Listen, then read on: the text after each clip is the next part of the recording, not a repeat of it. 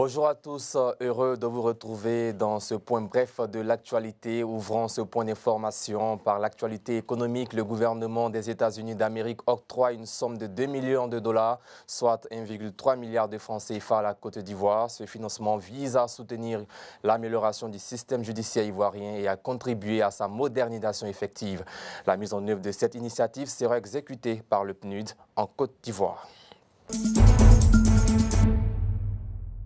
Les prix du super sans plomb et du gasoil restent inchangés en Côte d'Ivoire durant ce mois de février 2024. Les prix du super sans plomb, essence et du gasoil sont maintenus respectivement à 875 francs CFA et 715 francs CFA le litre pour la période du 1er au 29 février 2024 sur l'ensemble du territoire national ivoirien. La Côte d'Ivoire gagne en un an 12 places et 3 points pour l'indice de perception de la corruption IPC 2023. Les efforts consentis par la Côte d'Ivoire en matière de lutte contre la corruption sont aujourd'hui reconnus au plan international. En témoignent ces chiffres du rapport de l'ONG Transparency International sur l'indice de la perception et de la corruption 2023, publié le 30 janvier 2024. Occupant la 87e place sur 180 pays, la Côte d'Ivoire a obtenu un score de 40 sur 100.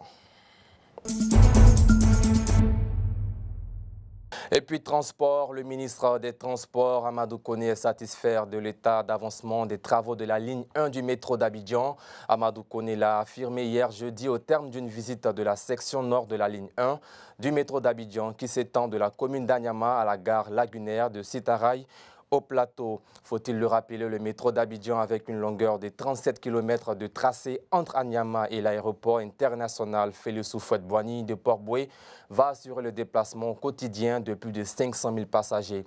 Il permettra de fluidifier les déplacements et de décongestionner le Grand Abidjan.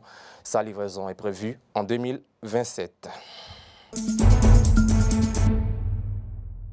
Parlons football, nous sommes à moins de 2 semaines de la clôture de la 34e édition de la Coupe d'Afrique des Nations qui se tient en terre ivoirienne. Le dénouement de la Coupe d'Afrique approche et les premières affiches des quarts de finale sont connues. Angola, Nigeria et République démocratique du Congo, Guinée-Conakry. Voici l'affiche des rencontres de ce vendredi dans le cadre des quarts de finale de la 34e édition de la CAN. Maintenant, à l'international, conflit soudanais, l'Union européenne a doublé le montant de l'aide humanitaire pour le Tchad. Les combats au Soudan entre l'armée et les paramilitaires qui ont débuté le 13 avril 2023 ont provoqué le déplacement de près de 8 millions de personnes, dont des milliers de déplacés au Tchad. Cette allocation initiale est estimée à plus de 45 millions d'euros pour l'année 2024.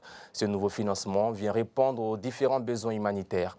Mesdames, Messieurs, c'est la fin de ce point bref de l'actualité. Merci de l'avoir suivi. Nous vous donnons rendez-vous du lundi au vendredi à 12h50 et bon début de week-end à vous.